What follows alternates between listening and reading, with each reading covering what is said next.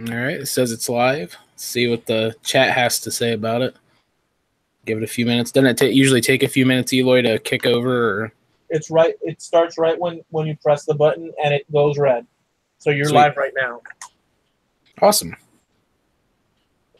All right, so we're doing this late night with Waylight is what I titled it. So however corny that might be. But we're going to be talking about a topic whenever. It's not a weekly show. It's just a whenever show. So the thing we're going to talk about tonight is the thing that just about every YouTuber is experiencing right now, and that's that dreaded limited or no ads flag that pops up, or that yellow lettering you get. So we have in here with us tonight Russell Clarity, Eloy Escajado, and Brett. And Brett, say your last name so I don't butcher it. Goodermote. Goodermote. Gotcha. All right, so I want to start out by explaining what it is.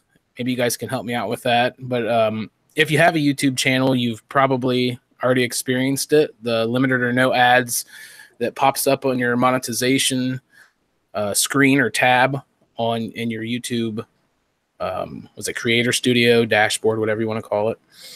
And it seems like it happens for just about no good reason, really, most of the time. Would you guys agree with that?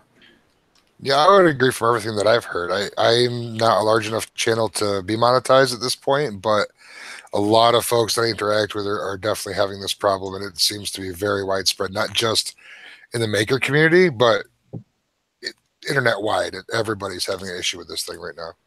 Yeah, for sure. What about you, Eloy? How have you viewed it so far?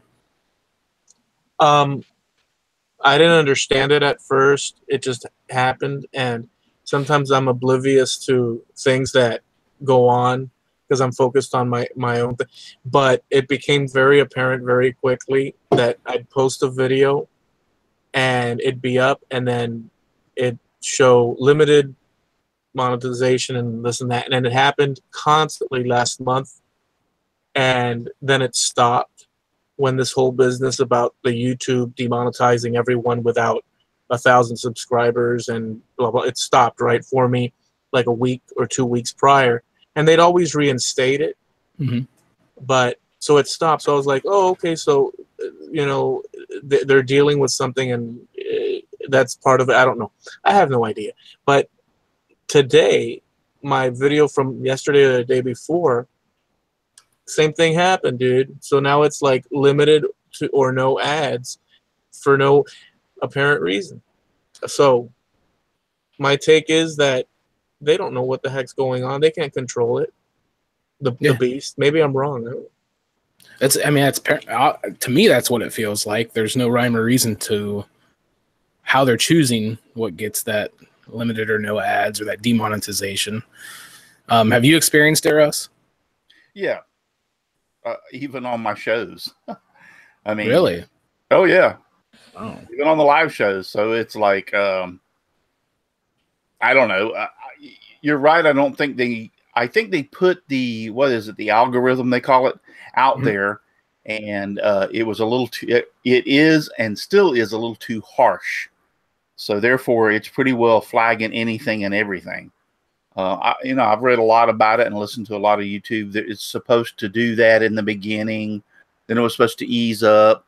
Then when you complain, they would look at it and it would help them to develop the algorithm better and all that other. Well, it's still happening. It's not gotten any better. And then now the newest thing that's come out about them with the, the 1,000 subscribers and 4,000 views or view minutes or whatever. I almost kind of agree with that in a way. And the reason being is because, let's say I'm really going to be hurtful today. I'm going to open up this YouTube channel and I'm going to steal a bunch of y'all's guys' videos and I'm going to put it on there and say it's mine. And the next thing you know, I've got all these subscribers, and then I'm starting to make money off of your videos. Everybody gets mad. Everybody gets upset. and that happens more than once. This way, and they can make money before in the old way of doing things. They can make money real quick doing that. This new way kind of. Did he freeze up on us? Uh-oh. There he's back. Cut you off at the end, Russ. Oh, sorry. Anyway, this new way of doing things kind of stops that. In other words, it prevents them from jumping in there, grabbing a bunch of videos, throwing it on there. The old way, they could have done it real easy and made money real quick. This new way with the 1,000 subscribers, the 4,000 minutes, kind of prevents that. So, I mean, I kind of get that. The other thing about just randomly, I mean, come on, what's on my shows that needs to be flagged? You give me a break. Right. I think the article you're referring to, I think I read in there that after you hit that 4,000 minutes or whatever in the 12 months and the 1,000 subscribers, or if I think that's what it was, then they actually vet your channel. You know, they make sure. So your channel gets reviewed. So it's not automatically when you hit that that milestone, you're monetized. So I can see where that could be good, getting channels reviewed because for exactly the reason you're saying. Yeah. Because that's what I read into it when I was reading about the whole situation. That's kind of what I gathered from this new way of doing things, was to give them a chance to look at channels to make sure that they were not paying somebody to rip other people off, or just the total nonsense in the same aspect. But, you know, I kind of gathered that a little bit, and I was like, you know, out of the things they've done, this one kind of made sense to me. The other things, I think they've just screwed everybody. That doesn't make, okay, so like what you're saying makes sense, and then at the same time it doesn't seem effective to me, because a lot of people do rip off channels. Like they've ripped off Make It Extreme before and started a channel out in China, and then you have all those, but won't those people that have nothing to do anyhow, you know, amount the views and the hours and all that stuff regardless? I can't see a beast like YouTube and the amount of videos and hours of videos and their employees reviewing. I don't see how they can properly revise and review on a one-to-one basis anything. It seems that, you know, I get what you're saying, but how can they control? How could they control this? You know, and review one by one. I wonder if the idea is that at that point they can funnel those channels into a different form of algorithm that would go ahead and filter out for them. It wouldn't necessarily be a human review process. That's a good point. And that way the algorithm's not catching everything because it's not trying to read everything at once. It has a smaller pool to pick from. And that way it can be a little bit more thorough and possibly a little bit more, I'm not sure what the right term is, but it can be more selective. Yeah, and then there's the issue of somebody mentioned this, I don't know if it was Mark Lindsay or somebody was mentioning this, that a lot of people, like what Russ was saying, but a lot of people take other people's videos that are doing good and whatever, and then they go to Facebook and they upload it over there to make their, you know, so the protection, I guess it's a level of protection, but it still feels like the name or the title they give to it, which says limited to no advertising because this is not suitable for most advertisers. What video on this planet and what brand on this planet is suitable for all advertisers? You know, there's nothing on this planet we call Earth that will be suitable for, you know, things are suitable in little chunks here, but not for everything. So it's a ridiculous thing to state, not suitable for most, you know, and they're doing it to channels that have nothing to, there's people that get struck down or whatever you want to call it that don't even talk on in their videos. They're just building something. It's just insanity, you know. And whether I don't you think they like have it control. or whether you like it or hate it, it's probably all going to come down to, can YouTube execute it? And I mean, from seeing what they've done in here just in the recent past, I'm not super optimistic about them executing it well, because they've kind of dropped the ball. Just here in the last couple months. So, I mean, do you guys think they'll be able to pull it off?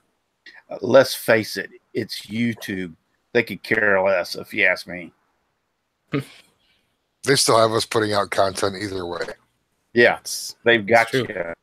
So, I mean, you're going, if you're in it for like me, which I'll totally admit, I'd love to be like, have a 1 million subscribers and be making all this money and have a nice shop and all this other kind of stuff. Oh, hell yeah, I'd love to do that. But come on, for real. I'm still going to be making content. I'm still going to be doing what I'm doing, because I'm doing it because I enjoy it. I like meeting other people. I'm having a good time. So they're still going to get my content either way. So they've got you. That kind of plays off of, I don't know if it was a question or somebody just making a statement. Is it still worth it for somebody that's new to even get into it and try it? Yes, Sure, it's worth it. It's all relative to what you want. Because if you're thinking, it's worth it if your goal is to, you know, put your work out there, if you're a maker, or whatever, and showcase it, you know, scrapbook journal of your activities, and building, you know, an audience that comes to see you because they enjoy what you do, like what Russ was saying. And if you're selling items, you can showcase them, you know, and draw people to see what you're building so they can purchase, like people like Jimmy DeResta do that. Just a bunch of people. Doc Jared Hildebrand does that. So it's worth it in that respect. And if you think back when we started, that goal of even making, you know, 50 cent was like unthinkable. You just did it because you wanted to showcase what you did. So it's worth it to market and also have other things going, I feel. Right. Yeah. I mean, a lot of these guys like Tim Schmoyer and all them preach multiple revenue streams anyway, if that's your goal, is to make money. So, I mean, no one should wholly lean on YouTube, because I think you're going to get disappointed unless you're one of the bigger guys. Yeah. For instance, like the Wood Whisperer, what's his name? Mark. I'm going to butcher his last name. Spagnola. Okay. I didn't butcher it. Spagnola. I'm the world's worst for names. But even he does not rely on YouTube. And he said a long time ago that if you put all your eggs in one basket, so to speak, if you just do nothing but rely on YouTube and expect that money to come in, you're actually fooling yourself, because, you know, that revenue could dry up tomorrow. There's no promise of tomorrow. And he's got his laid out in a bunch of different avenues. So you know, like I said, once again, I primarily use YouTube. I'm having fun.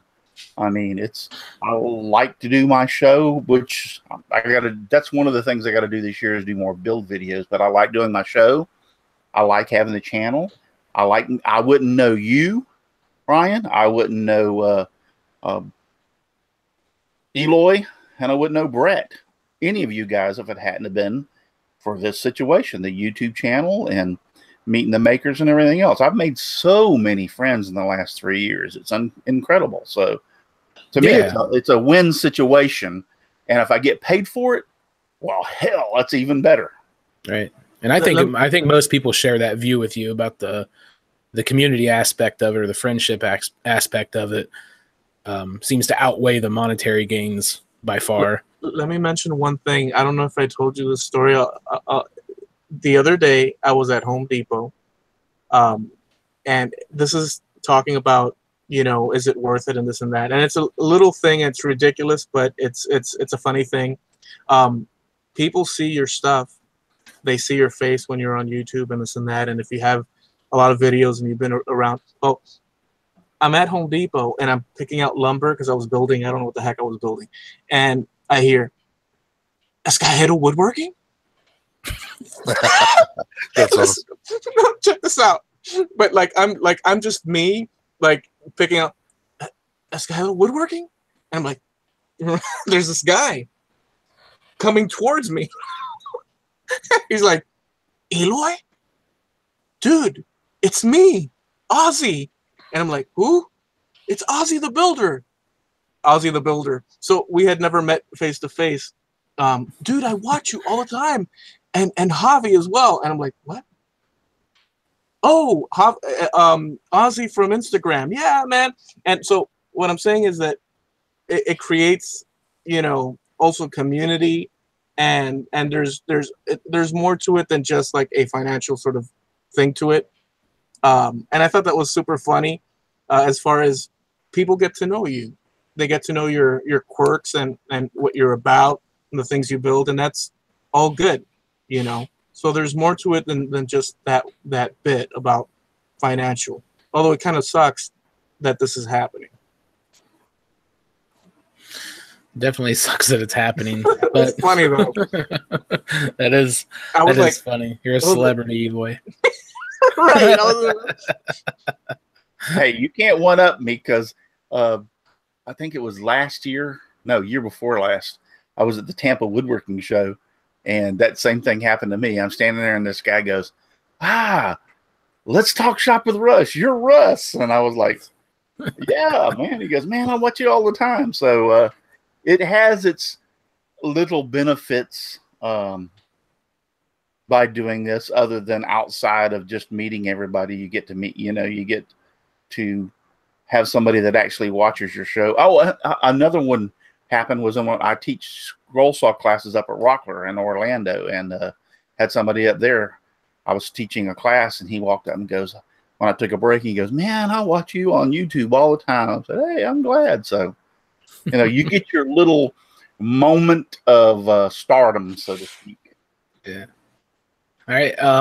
Going back a little bit here to the main topic for tonight. Have you guys noticed anything particular? I know we said it was kind of just whimsical, however they do this, but have you noticed anything that causes you to get things flagged, or maybe things that causes it to not get flagged? Nope. Yeah. Nope. It's whatever. Completely random. It's like it's like they fall asleep, or they lean over on the button that says, mess with this guy, and blip, and it's like random. Yeah, I know a while back, Dan the Maker Man posted that video, and I think other people have posted it too, where the guy talks about the different things, the codes or whatever in the source code for your video would show different things that maybe it was flagged for. And then since then they've removed it, which seems really, really shady. But it makes me wonder, if you put up a video with no tags in it, real generic description and a real generic title, I wonder if that would get flagged. I wonder if anybody's ever tested that just to see if the algorithm likes that a little better. Dude, but the thing is, the shocking. Okay, so I don't want to stress. I can't stress this enough. How can any video by anybody? It could be. Think about, not suitable for most. Nothing is suitable for most. So right out of the gates, Pepsi can't advertise on Coca-Cola, and makeup in a woodworking shop. Well, it could happen, but you can't. There's things that just don't match, and you'll never be suitable for. There's no profanity in most of these videos that that have gotten whatever. There's no cursing. I mean, what is it? It's random. It's random. Yeah, I think it seems that way. Hey, I went to Hickory to the Klingspor woodworking extravaganza and posted a video about that. 90% of that is me walking through and showing everybody what the extravaganza was about. That got flagged. I mean, come on. I think some of our content though, if you advertise, like for instance, I have some sponsors, so I think, well, I don't know. I was going to say, I think maybe if you advertise your sponsors because they want to be the one advertising on your video, that might be cause of some videos being flagged. But come on. I don't know. It just, I can see them flagging them for vulgarity or cursing and stuff like that. Yeah, okay. That's fine. But you go watch the video of my Clings for video. There's nothing in there whatsoever other than the fact that I'm advertising for them that's should have been flagged. Well, that's an interesting point, Russ. I'm wondering how many people who are utilizing sponsors and advertising them within their content are the ones getting flagged versus ones who don't have that. Has anybody noticed any patterns to that at all? I mean, again, I'm still small, so I don't get flagged for anything, but I don't have any sponsors or anything like that they get advertised on my videos, so I don't ever run into any problems. Anything I post gets flagged. Yeah. So, and it's been a while since I've had one not get flagged. Yeah. Well, it's funny because I went through a whole month of not getting flagged, or a few weeks, or I guess this first year of not getting flagged. I was like, okay, it's over, because it's annoying at the same time. And by the way, even though it gets flagged, I'm like, oh yeah, the way I think, you could put walls in front of me, you could shut doors, I'll climb, scale windows, crawl. I'm gonna go where I have to go and do what I'm gonna do, because life is full of obstacles. It's one obstacle after the other, and I'm going to just keep doing what I'm going to do until I drop on the ground. That's it. So at the same time, I get angry and upset because give me a break. Why are you going to put this, block in front of me? But okay, that's what I'm going to scale it. I'm going to go around and I'm going to keep going. I'm going to keep going. So, whatever. You can't. You can't tell me for 1 second that it doesn't have to do with the fact of how many viewers, and people you have. All these big guys that are gamers now, I do realize the guy got popped the other day for the bomb little thing or whatever, but all these big. Way to go. You said bomb in my video. Now it's going to get demonetized. It's going to get flagged. So that where you got arrested. You know what I'm talking about. The king of or whatever. King of random. Yeah, king of random. But good and well that all these big guys are not getting flagged.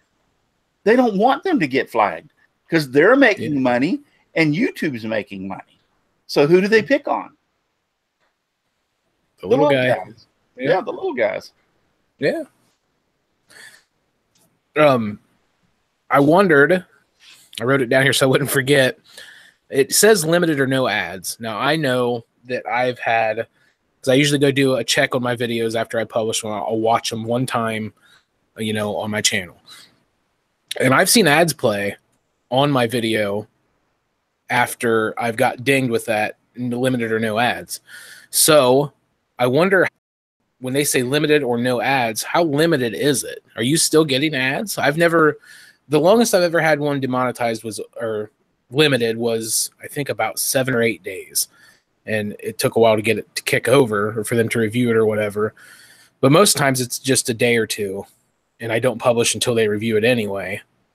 But I wonder, has any of you guys ran it with the limited or no ads and seen any revenue come in from that?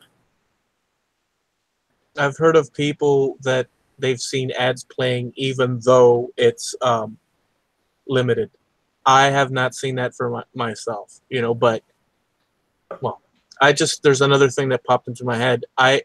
The Andy Berkey interview I did, it stayed on for a week, and then bam, limited. And then I waited another week, and then it was reinstated, if you could use that word. And then I was okay, cool. And then bam again. And then bam, they opened it, and then bam, back again. It's like ping pong ball, back and forth. It's like, give me a break. Decide. I think it's out of their hands. It's in their hands, but it's too big to, you know, to rein in. I think that whatever algorithm or whatever they're using, it's just apparently there's too many people, dude. There's millions upon millions of people. I don't even know the numbers, and constantly uploading. I mean, nobody can control that. Usually mine are opened or freed up within 24 to 48 hours. I've never had one go over, I don't think, 48 hours. Yeah. So I noticed that whenever I submit a review, because I haven't broke the 10,000 subscriber threshold yet, but it says, you know, if you're over 10,000, they review your video quicker, and then but it also says something about if the video hasn't had 1,000 views in 7 days, is that what it was? That they don't review it. That's a load of crap, because every one of mine has got reviewed. Yeah, exactly. They say that when the video reaches 1,000 views, they will review it. But I've also had that where they knock a video down, and then I request it to be reviewed, and like within an hour, it's back up. But again, like the Andy Berkey thing, you'll have that situation where they, you know, put it back up, then they switch the light switch, and it's like, give me a break. You're trying to create content, and now you're worried about, you know, it's like, give me a break, man. The thing I don't understand with that human review, it says human review. I'm skeptical of that. Malarkey. But either way, how many elves? What is the reason that they can't provide an explanation so you can avoid doing whatever triggered it in the future? They do provide an explanation. They have a guideline, but if you read the guideline and you're like a maker, and generally you fall within the guideline of perfectly meeting their standards. Right. So I'd like an actual a specific to that video explanation of why it got flagged for that. You'll never get it, because then you'll be able to release how to get around it, and people stop getting flagged. You notice they don't have a phone number you can call. You notice they don't have an email address. The only thing you can do is complain through their channels. Yeah. Yeah. They've got it. They've got you by the proverbial, you know what? Yep. It does seem that way. But it upsets me that it's going to be discouraging to these smaller channels. I don't know if it would have discouraged me when I started, because I didn't start it to make money, but some people do. They want to take that path. That's just a bad idea. Yeah. True. It's true. Go buy a lottery ticket. I think you can better odds. So do the limit? I've heard that the limited or no ads flag or whatever hurts how YouTube pushes your video. Have you guys seen any truth to that? I know I've done nothing but go up in subscribers since this has happened, and my video view counts have gone down. Yeah. That can't be a coincidence. Or yeah. That's basically mine too. My videos of the views have actually gone down some, and I'm still getting subscribers. But the video view count is not as much now as it used to be. And I don't know. I thought I needed to reinvent myself. I was thinking like, wow, what am I doing wrong? But now I kind of gotten used to, okay, it's got to be something with them and this new algorithm or something. But yeah. If you think that it's you, in my opinion, it's not you. I don't think it's any of us. It's not. We all have content that we put out, but they have the gates to open up and allow people to actually come in contact with your product and your ideas and they control that. And I think that that's the biggest factor, because some channels have awesome content, bad to the bone and this and that, and yet they linger, they wallow, right?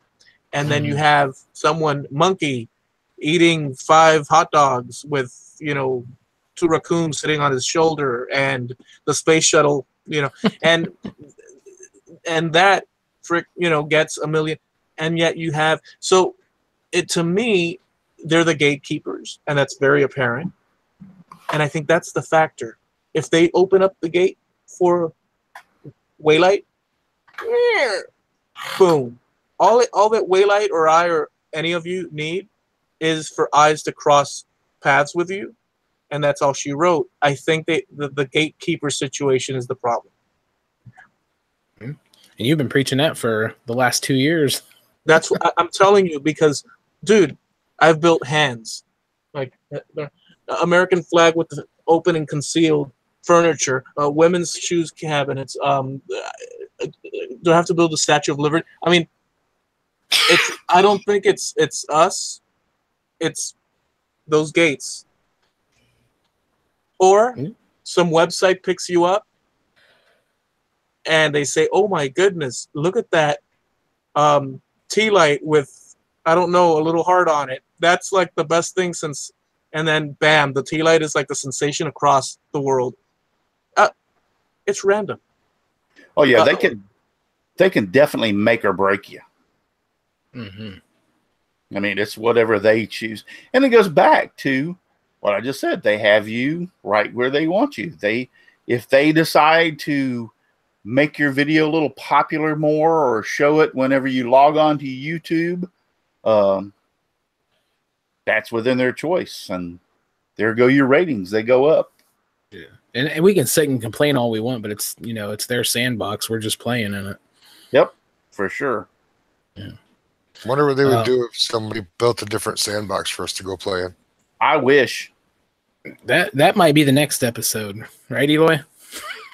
Yeah, but I don't see. But at the same time, I just want to search. At the same time, although all these things are true, and Russell mentioned it earlier, if not for this medium, we would not have all come across each other, and a lot of things, positive things, have come out of it. So it's not like they really don't owe us anything, and I don't expect. It would be nice if there was a clear, delineated, way to move forward and know that you are in the bounds, but that doesn't exist apparently.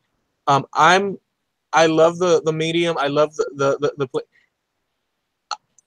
I do what I do, and I make things and I put them in my store, in my shop, on Etsy, and work on Facebook, and so whatever, push forward, I think. I don't know if you're watching the chat. I am, and Patrick Workshop said, if you're posting good content and doing regular uploads, you can change the all outcomes. You can change all the outcomes, in other words. So I agree with that in somewhat. I think your viewers, the people that watch you, are wanting to come back on a regular basis and see new things and see you do new things. So that part I agree that it's good to put new things out. But more than one channel, and including me, if you'll go back and look at your stats, your subscribers are not watching all your videos. You're getting more people from the outside watching your videos than your subscribers. That is 100% true statement. And it doesn't account what Patrick said. I agree. You as yourself, if you consider, you do the best you can do, and do the best, but if you consider the videos of, like, I don't know, man, dude drinks 15 gallons of milk and then vomits. I mean, that's not high quality, and yet it's like sitting at 5 million views, and Nike shoes are promoting you, and you're vomiting all over your Nike shoes. And so it's so darn random, dude. As far as the quality thing, yes, you make your best quality, but at the same time, Manny eats boogers for 15 hours straight. I mean, it's so, you see what I'm saying, Patrick's out there? Yeah, I'll send you the link. Laughing because you're right. I mean, your channel. I think there's two things. Your channel will grow, and if you're doing that, what Patrick's talking about, But then you have these channels that do these off the wall crap things that are should never in a million years fit, but yet they do, and they make a lot of money. Yep. I really like the video with the man eats boogers for 15 hours, though. I'll send you all the link later.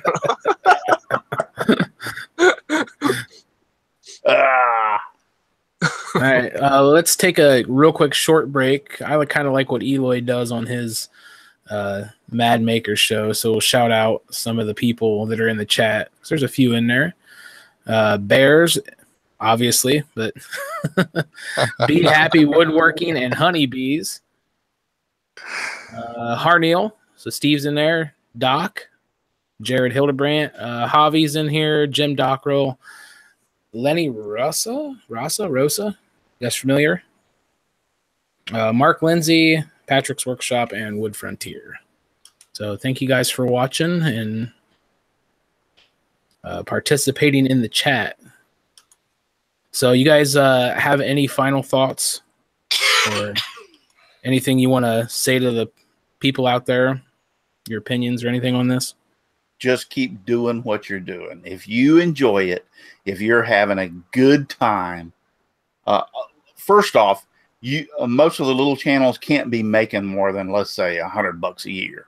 Yeah. So if you're enjoying it, you're having a good time, you're making your $100 a year, and you're doing what you love to do, keep doing it, because that's what the most important thing is, that I'm having a good time, I'm meeting people, I'm experiencing this thing, and I'm going to keep doing it regardless. As long as I've got viewers coming in, it may not be a lot. As long as I got people watching my stuff, it may not be a lot, and I'm having a great time, and obviously the people that are watching me are having a great time, and I'm meeting new people. I'm just going to keep right on doing what I'm doing.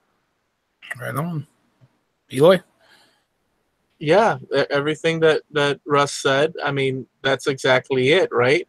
And if you're looking for I mean, look, everything depends on what you're looking to do, what you want, what your goal is. I think it's a good medium to put your stuff out there if you're like into woodworking and making and creating. I mean, musicians and painters and all that. And you can promote your website, and you can sell things, and you can cross-pollinate and interact with other members and all that good stuff. So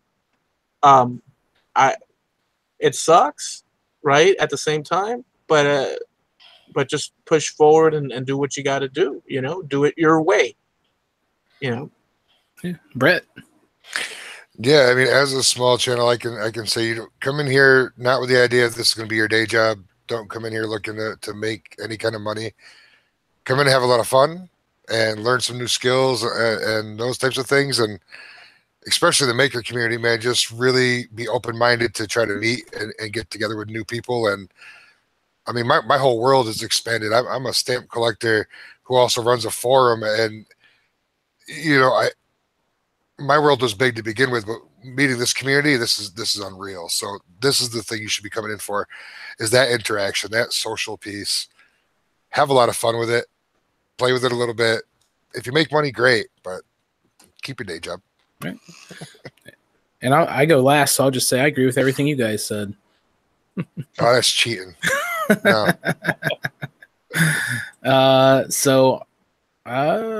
I think we had some good discussion tonight on it. Hopefully it helped some people out, especially some smaller channels that are worried or maybe getting discouraged. So plug away, guys. Tell everybody where they can find you. Russ? You can find me on YouTube, Twitch, Twitter, everything under Instagram, Google Plus, all under Simply Wooden Creations.